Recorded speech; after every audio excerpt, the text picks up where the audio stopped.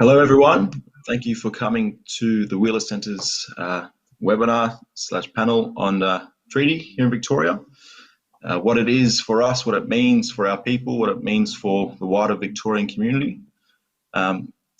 Before I go any further, I would just firstly like to acknowledge country, acknowledge where you are seeing the Wheeler Centre there in Naarm. I want to acknowledge the Wurundjeri and Boonwurrung peoples as the traditional custodians of the lands in which you're all meeting from in there. Me being here in Essendon from home, also on Wurundjeri country. So acknowledging the many countries for people who are joining us online. Pay my respects to our elders, our ancestors who have paved the way to enable us to have the opportunities that we now have today. Pay my respects to the trailblazers and those that worked within the system, those that worked to reform the system from both the inside and outside. I pay my respects to them. And pay my respects to all your loved ones as well. I would also like to reflect and acknowledge the unfortunate Aboriginal deaths in custody. We've had far too many of them, even since March this year. I want to pay my respects to their families who are grieving and going through sorry business. I want to acknowledge their elders and hope that their old people look over them. And of course, you see me here. I would have preferred to have been in the Wheeler Centre there with Ali and Tash. If she comes through a bit later, hopefully she will be able to make it. But the nature of the world that we live in is that my sister came back from Perth 2 days ago, and we've had to go get COVID tested to make sure that everything was all good. I was hoping that the test results would have come back by now so that I could join you in studio there, but unfortunately not. So this is the world that we live in. We've got to make the show work, and we will.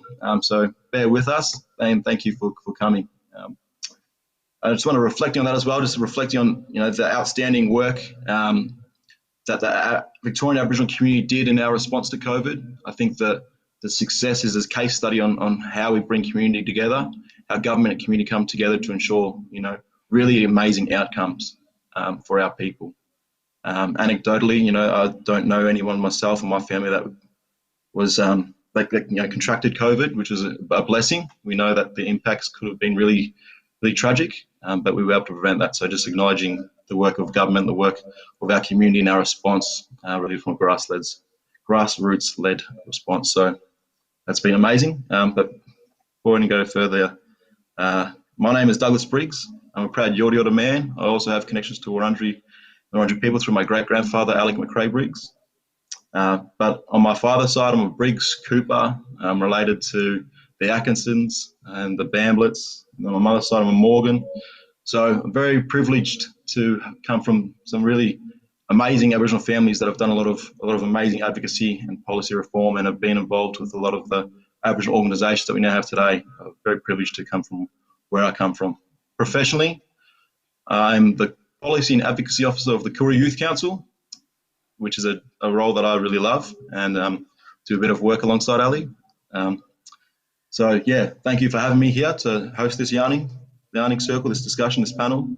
And Ali, please introduce yourself, who you are, where you're from, and what do you do on the day-to-day? Thanks, Douglas, and thanks for the introduction. And before I get started, I'll also acknowledge acknowledge that we are on contested country here, Wurundjeri and Boonwurrung country. And in acknowledging traditional owners and paying my respects to elders past and present, I want to reflect, as Douglas has, on how important that acknowledgement is. It can seem a little bit of a throwaway at the start of any sort of conversation like this, but actually it is still such a recent acknowledgement and addition to the way that we conduct business outside of Aboriginal circles, and I think it's really important to remember that. It was only 10 years ago when we look at government practice that any sort of welcome or acknowledgement happened in terms of within Parliament. That's incredible. 10 years is not very far, and as recently as within that 10-year period, there have been periods where the policy has been to remove the acknowledgement or welcome. So I make that acknowledgement really respecting the fact that it comes from a deep cultural tradition, and it is important and it does matter today. In terms of introducing myself, I'm Ellie Patira. I'm the Deputy Secretary of a newly established group in the Victorian Government, which is the First Peoples State Relations Group, and it's an exciting time to be working within government on issues alongside First Peoples. We have treaty underway, we have truth and justice work underway, an incredible agenda of self-determination, really the role of government to enable Aboriginal self-determination rather than lead it, as well as ongoing work in terms of cultural heritage. And so that's the work that I have responsibility over. In terms of who I am and where I come from, I'm a Ngāpuhi and Gunai woman, and so I come bringing that wisdom and that history into the room, and it makes for a better and richer conversation, I think, when we acknowledge where we come from and what we bring into the room. Absolutely, thank you. And so then, through your role, I know for us at KYC, we always speak about the why. The why is important in terms of what gets you out of bed in the morning, what inspires you to want to do the things you do, and particularly working across the depth and breadth of public and corporate services within law, and you obviously studied law yourself. What was the inspiration there, firstly? Like what inspired you to want to be involved within law and be a lawyer, and initially, yeah. Yeah, I grew up in a family with not much money, and I grew up in a family where knowledge was certainly respected, but there wasn't a long history or tradition of formal education at the tertiary level. For me, I've always felt injustice very deeply when there's been discrimination that I have felt, or whether it's at a structural level. You talked about deaths in custody, those sort of issues. I think they play heavily, and I think from a very young age I had a really strong desire to understand where power sits, how it's utilised, and to be able to, I suppose, speak that language and be able to use it as a tool to really drive system and structural reform. So I might not have always articulated it that clearly at a young age, but certainly it comes from a place of not having and wanting to be empowered. Absolutely. I think many of our people really do try and have that yearn for justice. I think sometimes it can be quite innate, seeing the things that you may experience, your family may experience, your Aboriginal peers may experience. There is that innate. I know for myself, I think, as I said, touched on before, very privileged to be part of some very strong, passionate families who've done a lot of advocacy in our state, and for me, I stand on the shoulders of them, the giants that they were, and I want to continue on the legacy. So I think an element of legacy is in that as well, for sure. So then, talking further, you touched a little bit about how the treaty space can be one that's filled with a lot of emotion, a lot of passion. This is something that our people have been calling for many years, for decades. It's something that invokes a lot of emotion. It invokes a lot of very important discussions, but ones that are filled with, what's the word? There's people wanting this for a long time. So the fact that it's on the scene now and it's actually on the agenda and we can feel it and we can see that there's a foundation pieces being set up. How do you navigate community expectations and expectations that you may have yourself in that role? Well, I think, and something I always say when I sit on these panels, two things I want to acknowledge. I work for government, so it's important to understand that there's a diversity of voice and a diversity of opinion on treaty. There is a representative body representing the Aboriginal community in negotiations on treaty. That is not me, and I'm very conscious of who I am when I sit down at a panel like this and really call out the fact that I am representing the state. But I think that something that I always try and repeat again and again is acknowledging that there's a huge diversity of opinion and political views within our community. I think there's a tendency to treat the Aboriginal community as a homogenous mass who must have a single viewpoint in order for it to be valid but also appropriate. And we don't expect that of the non-Aboriginal community, of the Victorian, the broader Victorian community, and how we engage with our politics, and we see the diversity of views in our parliament itself and you know, the different members that sit within our parliament, the different parties. And so for me, a lot of it is making sure people understand and accept there's going to be a huge diversity of voice and opinion. And the more we encourage that and we lean into that, the richer a democracy or a richer sort of cultural landscape for decision making that we have. We shouldn't be afraid of it. What we need to do is create the space for that to occur in a way that is both respectful but also future focused. And I think that's the real challenge for treaty. Yeah, absolutely. I really resonate and I completely agree with what you said. I think that with regards to the diversity opinion within the Aboriginal community and how that isn't often accepted, let alone understood. So yeah, really glad you brought that up, and I was going to touch on that myself. And so then seeing, you know, as you said, I think for me personally, when we talk about the treaty space, we are talking about not just the generation to come after us, but the generations to come. I was recently reading a documentary, watching a documentary and talking about, I think it was the Navajo Nation talking about 7 generations, maybe the Cree Nation talking about 7 generations. Everything they do is 7 generations beyond them. You know, the decisions and the outcomes they make is set for the future.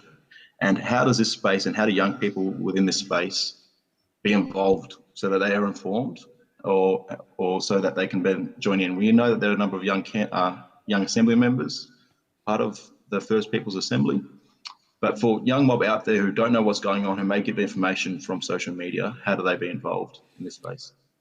Yeah, and I think the challenge, rests not on young people to find those avenues. I think those avenues need to be created, and that's an important part of the treaty process and an important job for the Assembly. And I think having those younger members on the Assembly to be able to bring that perspective, but also to create that space. And I think that's, without wanting to talk for the Assembly, I think that's where the Assembly will be putting a lot of their energy in the near future. So I think there's often, I don't want the burden to sit on young people to have to find the spaces. They should fall out, and they should fall out naturally, and should be a focus. And I think you're right, then certainly Navajo and Cree talk about 7 generations back and forward. Those are the same kind of philosophies of resilience and forward thinking that have been the cornerstone of Aboriginal, not just survival, but ability to thrive against really brutal colonisation. And so we don't have to look externally either to know this is something that we have to focus on. Treaty isn't about a series of asks for now. It's not about action plan of sort of service delivery. It's the difference between treaty and any other agreement that is made between the state and any third party is that we are dealing with a nation-to-nation relationship. What we are saying is that Aboriginal Victorians are a political entity in their own right. And we accept that Victoria is a political entity, that New South Wales is a political entity, and what we're saying is that because of colonisation, because this land is Aboriginal land first and foremost, there are inherent rights for Aboriginal people to be able to engage in some sort of nation-to-nation relationship or political entity to political entity relationship with the Victorian government. What that means is we are setting up a framework of ongoing relationship, and that is going to be something that is held not only by young people into the future, but their kids and so on. So for me, it's really probably more than saying what I think the answer is to youth engagement or young people engagement is it's important that young people see that this is the start of an ongoing relationship that we will engage in for a long time, you know, in perpetuity. So it's so important that young people's voices are part of that conversation. Yeah, absolutely. And I think young people, if we're able to get young people on board in terms of, you know, being able to filter out our information that's needed. Our young people are very tech savvy. We know this. Their ability to gain information, to gather information, to become informed about the world that they live in is something that, you know, they've excelled in. And I think through COVID-19 and the use of many social media apps like TikTok and how it's become a very educational platform for many young Aboriginal people, I think we can rest our mark on how well we do with community engagement by how well we engage young people. And I think that's a really good point that you made there as well. And so talking about some of, obviously the brutal effects of colonisation on our people that are still felt to this day. What is the Yoo-rrook Justice Commission? What is it, and what does it mean right now? So I might try and put it in the context of treaty and really try and make sense of it. So when the Victorian government agreed to a treaty process, there was legislation passed to essentially set out the pathway for treaty, and one of the requirements under that piece of legislation was that treaty must look at past and ongoing injustices and righting those wrongs, essentially. Initially, I think the early thinking was, okay, well, we'll deal with treaty and then we'll look at truth a little later in the piece. And then what we heard loud and clear from the Assembly was actually, it's really hard to sit here and have a conversation about our future when we haven't had a conversation about our past and we haven't got a shared understanding of what that past is, but also what impact it has on Aboriginal community today. And actually, that's really important to do that work before we start talking about future relationships and future power and rights. And so the Assembly put passed a resolution in its chamber to say, hey, we want a truth process and we want it now. What we saw in government was a really quick mobilisation around this idea of a commission, and so work was done really in partnership with the Assembly to come up with the terms of reference for what is now known as the Yoo-rrook Justice Commission. I think what is exciting about that process is how different it looks to how commissions and inquiries are typically run in government. And that's really important because what we are seeking to do here through the commission is look not only historically and do the truth telling and truth listening that needs to happen, but we're also saying, well, let's look at how those historic injustices impact on the systems and structures that were created through colonisation that specifically excluded Aboriginal people and that then really embedded systems of inequality. So here is an opportunity to look at those systems now, today, and say, well, what is it that we can reform for the future? Which is a really, really huge opportunity that then dovetails quite nicely into treaty, where we can talk about how we embed the future state through an agreement.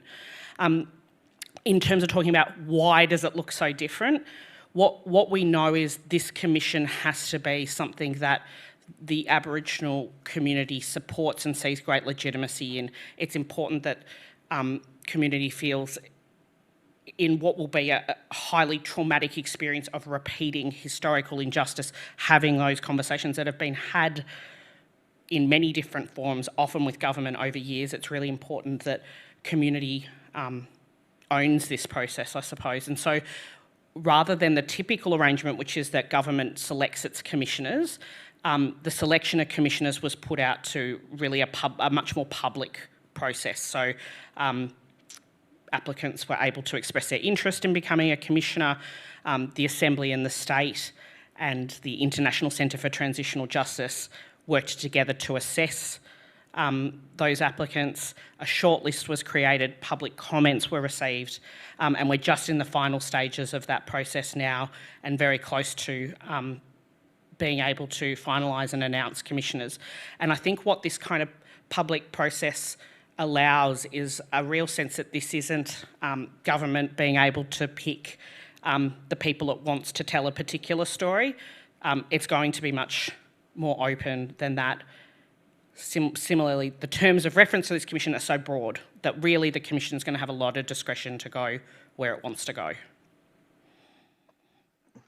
Yeah, perfect. That's a perfect little segue into the next question. I think it's the transparency of the process so far from, I guess, from a community perspective, my perspective has been great, I feel.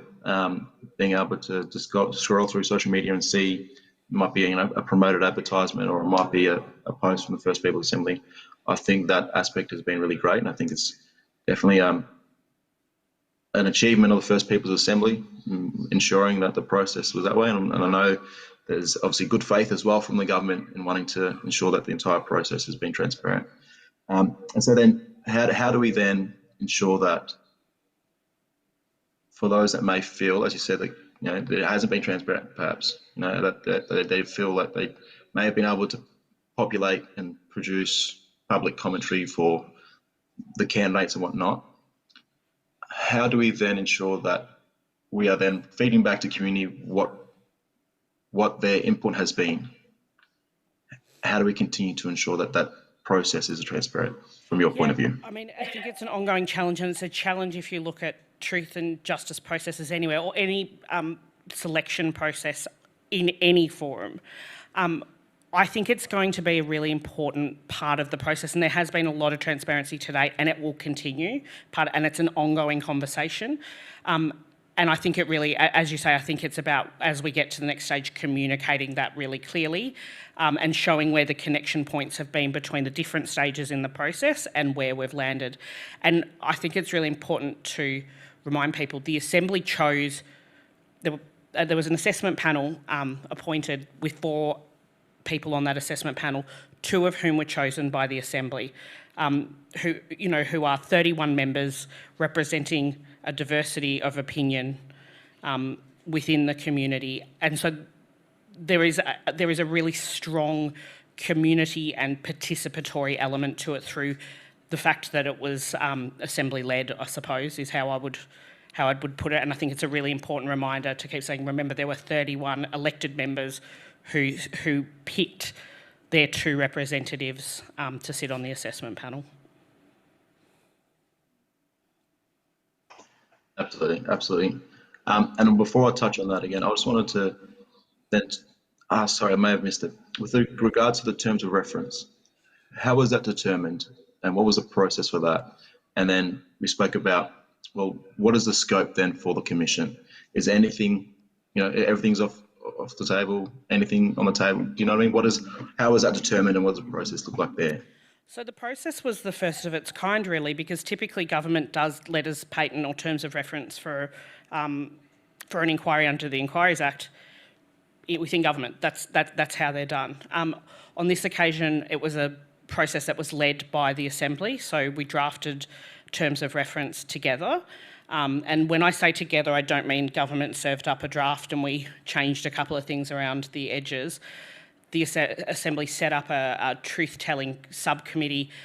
It had its own experts engaged internally and really pushed government to think as broadly as is possible. What is super exciting, Douglas, and you kind of talked about it in terms of what is the breadth, the letters patent are wide open for this commission to look at any injustice, any historical injustice and any contemporary injustice. And there's also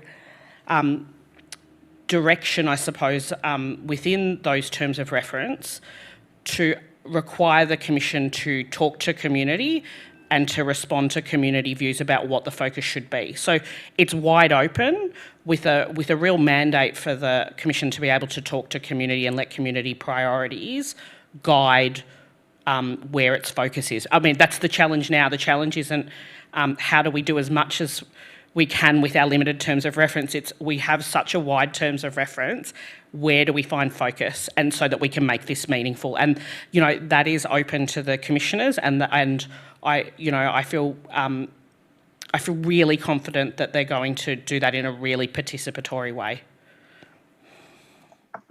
Absolutely, yeah, absolutely.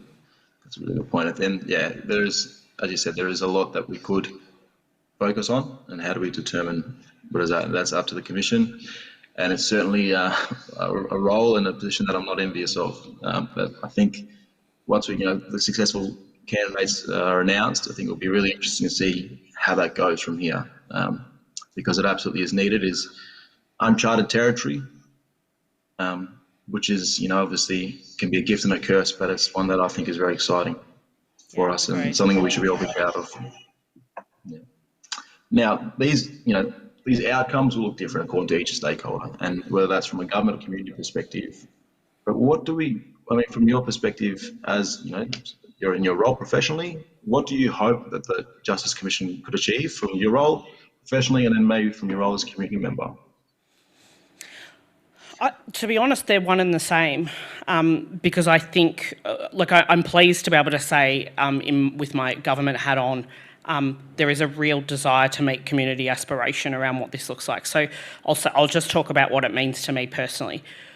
I hope that we do a considered and careful, we create culturally safe spaces for community to be able to talk about injustices in a way that resonates and is meaningful and allows for healing.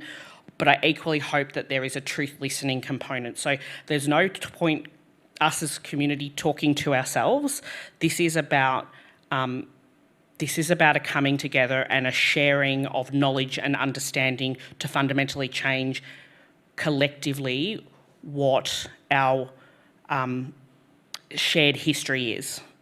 Our understanding of what our shared history is. So what I hope is that we create those culturally safe spaces, that we have the necessary trauma-informed supports to be able to make it a healing process, one that engages with the non-Aboriginal community and invites everyone in to really have these difficult conversations, but have them in a way that resonates.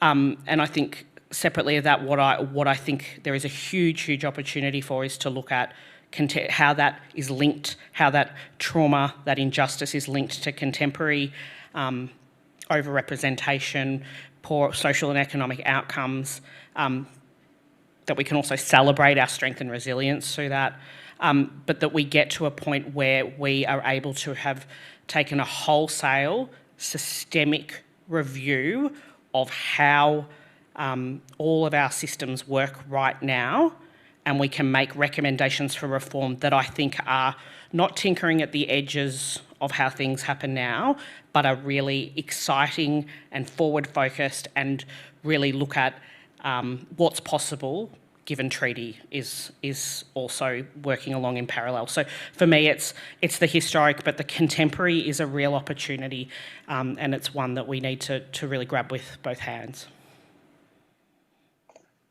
Definitely. Now, I apologise. I didn't mean for that one to be a curveball question. You're absolutely right, and you handle it like a professional, because you're right. Even though we may wear different hats, integrally, those expectations, the outcomes are still the thing. Whether it's community or from a professional standpoint, I know that we don't change according to what space we're in. So thank you for answering that. That was deadly. And so, talking about and coming back now to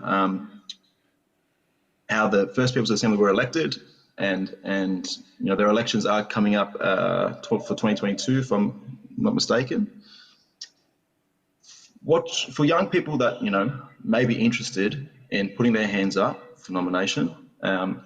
What should young people expect in terms of the commitment that would be required from them if they would be interested in being involved? Yeah, well, it is a big job and a big task. It's now, what I'm really pleased to say is initially members were paid a stipend, which really required people to work and do this almost on top of their ordinary jobs, and it's a huge load. We're talking about one of the most significant agreements that is possible for Aboriginal people in Australia right now. It's not something you can do after a full day's work. It requires a lot of engagement. I think if you're going to bring your voice to the table, the good news is the Assembly has advocated really hard to make sure that its members are adequately remunerated to be able to be at the table and be committed and not have to juggle too much. So there is, I suppose I would say simultaneously, there is the support to be able to be engaged, but it is I'm not going to say a full-time job, but it's a full-time commitment, if you like. But with that is exciting opportunity. And I think young people, what excites me whenever I get around the table with younger generations is there is a flexibility and innovation of thinking that we need to have at the table right now. Not in 10 years, not in 20 years' time, but often, I think, when you're working in the system or in the existing structures for a while, they start to sort of almost subconsciously, you start to work within them and say, well, I couldn't possibly do that because there's a process in place. And what I really love about having young people at the table is they're like, no, that process is something you've made up. You don't have to exist within it, and it's really good to be reminded of that as we are doing this work. Absolutely, absolutely. And I think leads me to sort of the next question. It is a full-time commitment, and just anecdotally, Natarsha is my cousin. I know Geordie, and I know Sissy really well through the Koori Youth Council. And being, a young person, particularly one who you may be considered a leader amongst your community, aspire to be a leader amongst your community, there is burnout. And I know there's burnout for a lot of our people, but especially for our young people who do take on quite a lot of roles and play many roles within the families, within the communities and whatnot. So my question is then, how do we nurture young people who are considered to be leaders or who aspire to be leaders in our community? How do we ensure that they're not facing that burnout? Because it does happen far too often. I wish I had the magic answer for this because I know it well. I think there's a responsibility that we have as a community to really think about how it is that we support young people, but I think any person involved in the assembly or in this kind of work, working in government, working outside of government, they're really difficult positions to be in, and they're difficult because they're political. And when they're political, you're never going to keep everyone happy, nor does any member of parliament. There are people who like some things and don't like others. And I think once again, it goes back for me to that recognition that we're not always going to agree. We have an obligation as a community to work out how we do that respectfully in a way that actually leads to better outcomes. And I think a lot of that is about going back to, well, why are we all here? Now, we might have different politics, but we have a deep and abiding passion for making sure that our future generations live in a world where Aboriginal leadership and Aboriginal excellence is at the centre of their life. And I think when we look at it in those terms, when we look at it as a shared end goal, we can start working through difference, and we can work through it. We can talk about what our differences are and see if we can find ways to move forward. I'm not being Pollyanna about it won't always work, but I think that's where I kind of want to put my energy is towards how do we actually as a community create the safe spaces amongst ourselves to have these conversations and to support really our young people coming through. Absolutely, absolutely. Now I want to sort of just change the avenue slightly and talk about of Victoria and the relationship that Victoria has with our Aboriginal community, the government structures that exist, like the Aboriginal Justice Forum, like the Dugja Partnership Forum, ones that, from my experience anyway, aren't really replicated elsewhere in the country. And we do stand from a very strong self-determination platform here in Victoria with the mechanisms and frameworks that exist. So how do we navigate the self-determination spaces that we're already doing alongside government within policy reform, such as public drunkenness, with policy reform that's looking at, particularly raising the age of criminal responsibility? How do we ensure that these things are ongoing whilst doing everything within the treaty space and with the Justice Commission?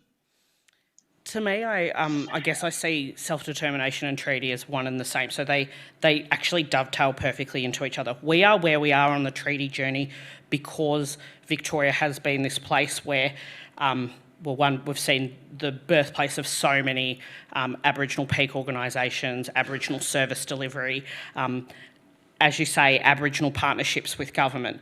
I think what I would say, I see self-determination as existing along a continuum, and it starts with the not so good consultation or engagement, and then we move through to partnership or to shared decision making. I think what treaty offers is the opportunity to look at formalising some structures for certain decision making, to move outside of government and to be led entirely by the Aboriginal community. And so I think the work that we do in partnership and through partnerships at the moment exist on that continuum and will continue to evolve, I suppose, and take on greater responsibility through a treaty-making process. So for me, they kind of, one has built the other, and treaty will pull it all the way through, I think, in a lot of respects. Because the cornerstone of self-determination is that Aboriginal people have the right to make decisions about their political, economic and social development in accordance with the representative structures of Aboriginal people's choosing. And so that's what treaty offers as an opportunity. Yeah, absolutely, absolutely. I think that's absolutely fair enough. And so, which sort of then leads me to a question that was asked from the audience, from a question that was sent in from one of our members of the audience, and sort of looks at that there. So, with that said, at their most ambitious, what would a treaty and/or treaties look like from your point of view? What could they look like? Now, this is where I do put a government hat on and say, just an important reminder that I'm not the Assembly who I want to respect in this process. The Assembly speaks for community, and community is still very much in the stage of talking about what they would like to see in a treaty. What do international examples show us is possible? Well, we see elsewhere Indigenous parliaments, we see Indigenous administration of Indigenous services, we see Indigenous legislative decision-making over matters that impact Indigenous people. So that there's a huge amount of, we see rights embedded through treaties as well.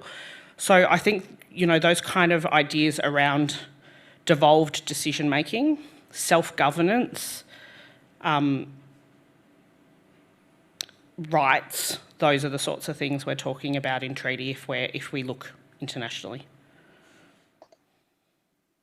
Yeah, absolutely. And I think, again, another perfect segue into the next question that was a follow-on question from that. We do often look at, you know, our counterparts across the seas, whether it be New Zealand or Canada. We look at treaties that have been established in Scandinavia with the Sami people. And there are a lot of key lessons that we can learn from them. And I think we have learnt from them with the establishment of the First Peoples Assembly, the way in which we navigated developing that from, you know, the very start of the Interim Treaty Working Group. For those who have distrust with government and government processes, and as we both acknowledge that has been developed over many years with the various policy reform, the various effects and mechanisms of colonisation, how do we then respond and ensure that the lessons that we can take from our counterparts and the things, and for those that may say, you know, many Native American nations have treaties in their countries over in the United States, and still those are not upheld within the US Court of Law. How do we ensure that doesn't happen within our context here in Victoria? So, I mean, this is a discussion we could have over the course of the next 6 months, and we still wouldn't be done with it. But I think, like, certainly I put a lot of thought into this, and where everyone tends to go straight away is to say, well, let's embed it in legislation, let's change the constitution, the Victorian Constitution. And those are two elements, yes, but I think there is an opportunity to really look at what I call political entrenchment, and that is focusing on changing the political mindset of people around Aboriginal rights and around inherent rights, and really creating the, I don't want to say justification for change, but an understanding that this is part of who we are and what the fabric of Victoria is. And so some of that, I think, almost loops back around to the truth and justice process and the Commission. It's a real opportunity there to build that shared understanding, but to also, I suppose, move mindsets around why it's so important for Aboriginal people to have decision-making over matters that affect our lives. And so I think it's the legal entrenchment, it's the political entrenchment, it is the social change, and that is a large piece of work on its own. And the social change, I think, can happen in so many different ways through our education system. It can be through commission processes, it can be through campaigns and media media processes, and I guess we really have to take a multi-pronged approach and accept it doesn't happen through any one institution, and it's a responsibility for everyone. Absolutely, absolutely, and you know, we've focused a lot on Aboriginal community, and it's so important that we do to ensure that community is being heard, their voices are being valued, and they're actually being acted upon within the spaces, across all the spaces that government lies, but especially within this one, as we said before, it is such a space that invokes a lot of emotion, invokes a lot of passion. And so we sort of touched on it just then with regards to, I guess, the wider Victorian community. How do we ensure, I guess, buy-in, or even if just information sharing within the rest of Victoria so they understand what's going on? I recall, I mean, I was only a very young boy at this age, but with now having had these conversations with my aunties and uncles with regards to native title and in the 90s, and how the rhetoric from many conservative voices within the country was that, you know, we're going to take the land back. How do we prevent that from happening on one hand, and then on the other hand, share that information with the rest of Victoria so they can buy into this process and be proud of this process? I'm going to do a plug here before I get to the plug. I will. We haven't planned these questions at all either, so thank you, Douglas. What I would say is we've done a lot of work to look at what are attitudes towards treaty in Victoria, and what we find is there's a strong supporter base, but there's an equally strong group of people who say, I have no opposition, I just don't really understand, do we have Aboriginal people in Victoria? Where are they? I just don't know anything. I don't have a problem, but I don't have a clue. And I think what that has told us is, before we even get to the conversation of talking about treaty, there is actually a conversation to have, which is just like, who are we? Where are we?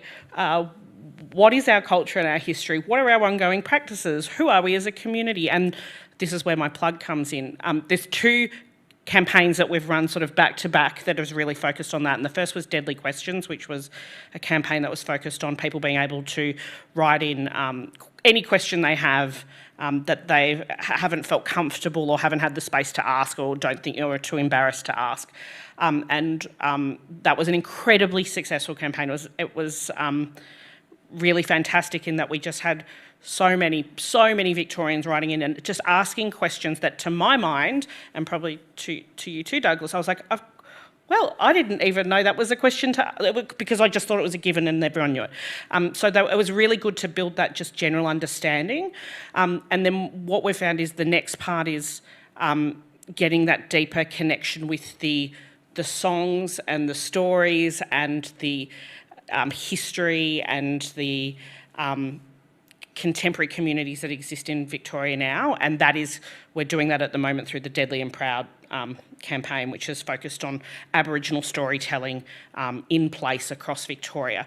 Now, these aren't the answers to the whole story, but I think what I'm saying is what we know is it's not just about sharing information on treaty. There's some groundwork to be done that I think we're doing, and we'll slowly build up, and I think it's important that we do see treaty is not an Aboriginal issue. Treaty is going to be something that is a framing of an ongoing relationship for all Victorians.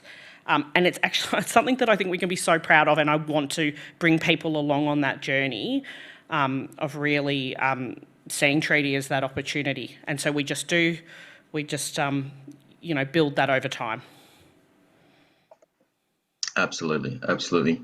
And as you mentioned before, it is around creating a space of social change, not only for Aboriginal community and our understanding of the mechanisms that exist, but as you said, for the wider Victorian community to be on board, because it's not an Aboriginal issue. It's an issue that's going to affect all of us and have ongoing implications, ongoing effects for the way in which we do business, the way in which we live our lives. So thank you for that, and thank you for the little plug. So with that being said, was there any other final comments that you wanted to add, any other plugs that you wanted to drop before we wind up? can see a timer in front of me that says 8 seconds. So in 8 seconds. Because I'm always so enthused and encouraged when I come to these things, and I know we have a huge online contingent, but to have people in the room interested to sit and listen to us talk about things like treaty and truth is really encouraging and important. As I said, this is I think this is a time in society, and there's a huge sort of transformation on foot, and I think every opportunity that we have to be able to grow and share the knowledge and understanding of what we're doing and where we're going is absolutely welcome on my part. So I say thank you to everyone who's engaged in this session, because it's part of how we make that social change. Absolutely. And yeah, just touching on that, I just want to thank everyone for joining in as well. I think, for those who may live and breathe and work in this space on a day-to-day, can understand that these discussions are always welcome, but can be quite tiresome. So I want to thank those who live and breathe and work in this space on a day-to-day. And for those who, this might be their first interaction or the first of a couple interactions, let this be the spark that ignites the fire. This work will be done with community at the forefront, but the work and the impact will only be truly felt if we all part of this together. Go out there, inform yourselves, inform your colleagues, your peers, your family about what's going on, so that we can actually have the impact that we need for this. So thank you, everyone.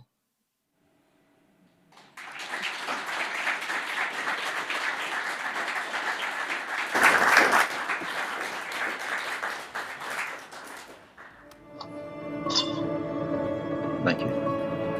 Visit millercentre.com for the best in books, writing and ideas from Melbourne, Australia and around the world.